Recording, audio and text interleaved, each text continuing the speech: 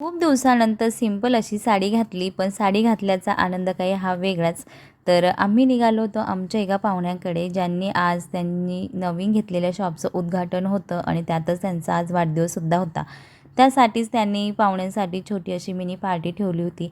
तिथे पोहोचल्यानंतर सगळ्यांशी भेटलो, बोललो आणि आणलेले गिफ्ट्स देऊन जेवायला सुरुवात केली. जेवण खूप टेस्टी आणि छान होतं. एवढ्याच लांब आलो आहे तर येताना डीमार्ट दिसलं. म्हटलं दिवाळीचा जो काही किराणा होता घ्यायचा तो घेऊन टाकूया, पण ऑलरेडी खूप उशीर झालेला होता. तर जेवढं जमेल तेवढं पटपट सगळं घेतलं आणि डीमार्टमध्ये दिवाळीसाठी खूप छान अशा ऑफर चालू आहे, की जे आपण भेटवस्तू देण्यासाठी बाय वन गेट वनसुद्धा आहे.